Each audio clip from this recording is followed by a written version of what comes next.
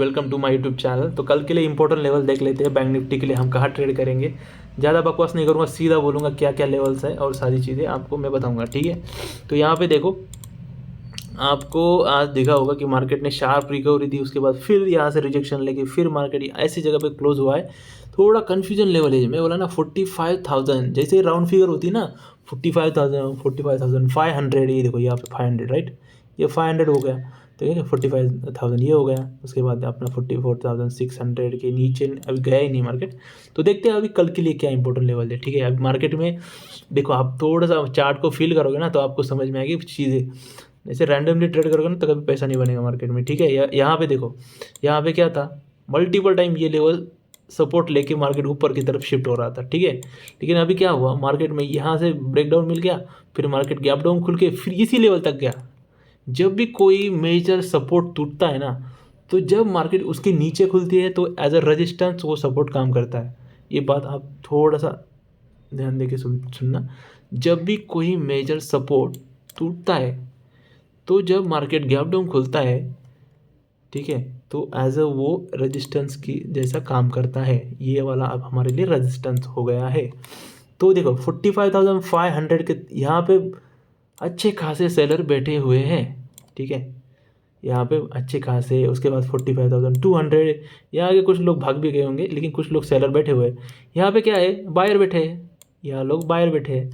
तो ये बायर क्या करेंगे, आपको लगता होगा कि मैं कैसे बोल रहा हूँ बायर बैठे सेलर बैठे। ये मोमेंटम देख रहे हो आप, लास्ट कैंडल ये वाली यही बता रही है। और देखो, पहले जो मॉर्निंग में गैप डाउन खुला, लगभग 500 points, 450 something points gap down खुला था। कल की क्लोजिंग यहाँ थी हमारी। उसके बाद गैप डाउन खुल के मार्केट ने वन साइड रिकवरी दी। ये वन साइड रिकवरी क्यों आई, मैं आपको पिछली वीडियो में बताया था। बैंक निफ्टी के कंपोनेंट बहुत ज़रूरी है। आप देखोगे HDFC बैंक, देखो HDFC बैंक ने वन साइड रिकवरी दी। बैंक निफ्टी को अकेला HDFC बैंक लेके गया था, ये देखो। क्योंकि ICICI बैंक तो सेम जगह पे रुका हुआ था। मैंने देखा था ICICI बैंक एक ही जगह पे था। तो ये जो मूवमेंट हुआ ये सिर्फ HDFC बैंक के कारण हुआ।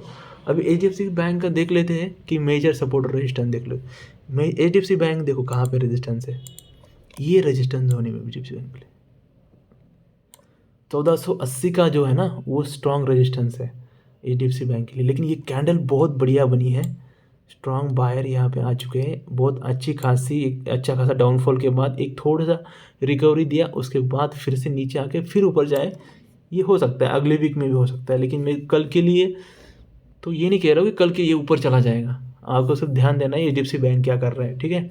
उसके बाद हम देख लेते हैं ICICI बैंक। अभी देखो, मैं क्या बोला, ICICI बैंक का रिजल्ट था। उस दिन मार्केट गैप अप खुला, दूसरे दिन रिजल्ट के बाद मार्केट गैप अप खुला और उसके बाद मार्केट शार्प फॉल हुआ।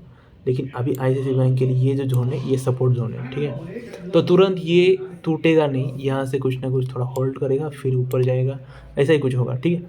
तो हम अभी इन दोनों बैंकों के लिए देखेंगे। उसके बाद SBI देखो, SBI का भी सेम कंडीशन है। अभी SBI 628 का जो लेवल था बहुत दिनों से होल्ड कर रहा था।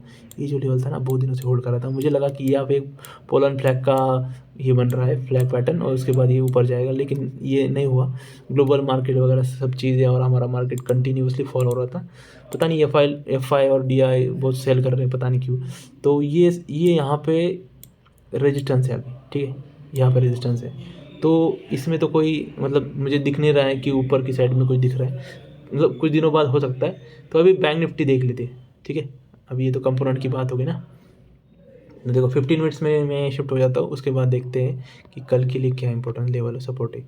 अभी देखो, ये दोनों रेजिस्टेंस है। अभी यहाँ बायर बैठे हुए हैं, ठीक है, यहाँ बायर बैठे हैं, ठीक है, ऊपर सेलर बैठे हुए हैं। अभी मार्केट है ना एक रेंज में फंस चुका है। आप देखो यहाँ तक से यहाँ तक का जो रेंज है ना, आई थिंक 1000 पॉइंट का रेंज है। देखो यहाँ से देखोगे ना आप, देखो 939 पॉइंट्स, ठीक है। आपको रेल माइनस दिख रहा है, 939 पॉइंट्स।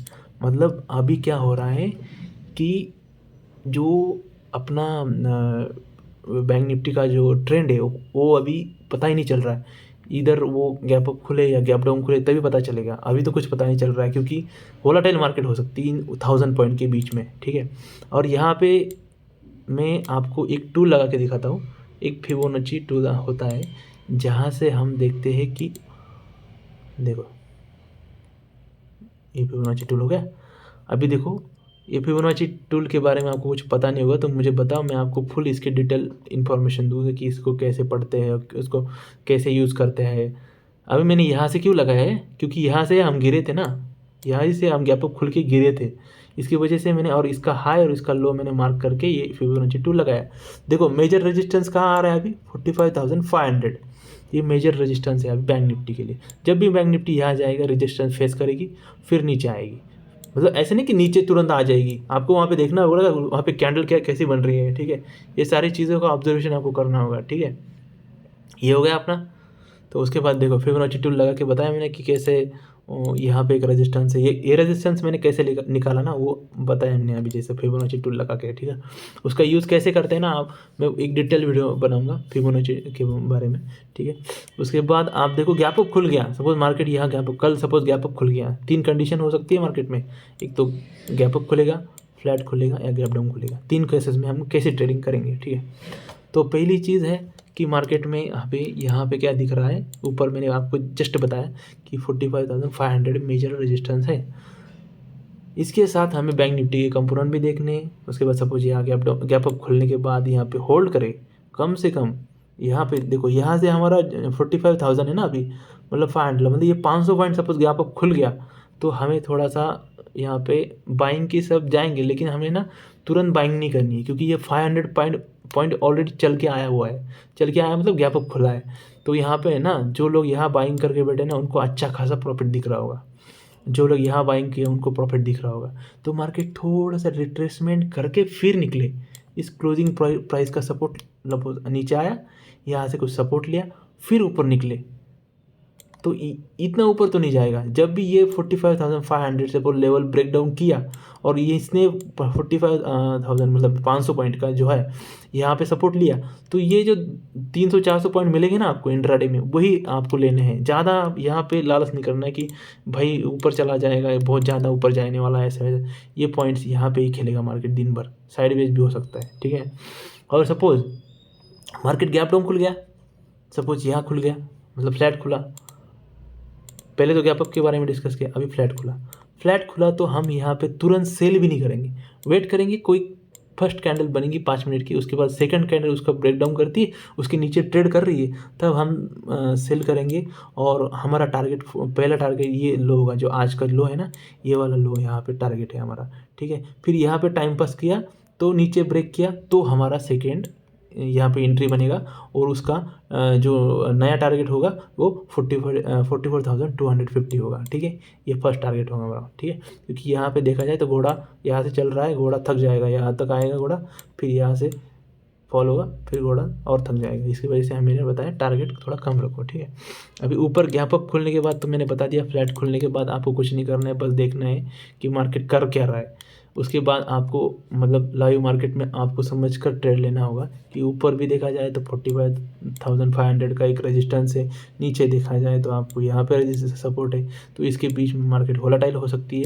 तो क्वांटिटी में कल बहुत कम रखूँगा, आज मेरा इतना अच्छा खासा प्रॉफिट नहीं हो पाया, 3,400 समथिंग प्रॉफिट हुआ, इसमें ब्रोकरेज वगैरह भी जाएंगे, तो इतना खास अच्छा प्रॉफिट नहीं हुआ। अच्छा मुझे मतलब मैंने यहाँ पे पुट लिया था, मुझे लगा मार्केट में, एक्चुअली मैं जो ट्रेड करता हूँ 1 मिनट में करता हूँ, मैं 5 मिनट्स में नहीं करता हूँ, मैं सिर्फ 15 मिनट में चार्ट देखता हूँ, बाकी मैं 1 मिनट में ट्रेड करता हूँ। कि देखो 1 मिनट का आप नहीं कर पाओगे पहले तो आपको थोड़ा एक्सपीरियंस होगा ना, तो आप 1 मिनट में भी शिफ्ट हो जाना, ठीक है। पहले तो आप 5 मिनट्स में ही ट्रेडिंग करना। तो यहाँ पे मार्केट ने क्या किया, बहुत बुलिश कैंडल बनाई थी, मैंने ये देखी नहीं 5 मिनट्स की, और यहाँ पे मैंने पुट लिया था, मुझे लगा ये क्लोजिंग प्राइस का एक रेजिस्टेंस लेगा और फिर उसके बाद फॉल हो सकता है, लेकिन मेरा यहाँ पे अच्छा खासा एसएल कटा था, ठीक है। क्योंकि मार्केट में प्रीमियम जो थे ना एकदम खतरनाक वोलेटाइल हो गए थे और मोमेंटम मतलब ज़्यादा ऊपर नीचे हो रहे थे, तो थोड़ा सा लॉस भी बड़ा हुआ था, लेकिन उसको मैंने रिकवर करके शाम तक मैं पॉजिटिव में आ गया और मैंने दुकान बंद कर दी, ठीक है।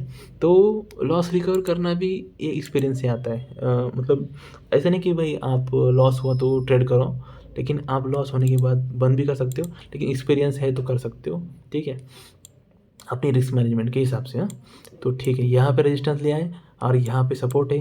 तो देखो कल के लिए मैंने जो लेवल बताई आपको कैसे लगी मुझे बताना ज़रूर, ठीक है। मेरे इंस्टाग्राम चैनल को भी फॉलो कर लेना, यूट्यूब फॉलो कर लेना, लाइक करना, शेयर करना, सब्सक्राइब करना, ठीक है। Thank you.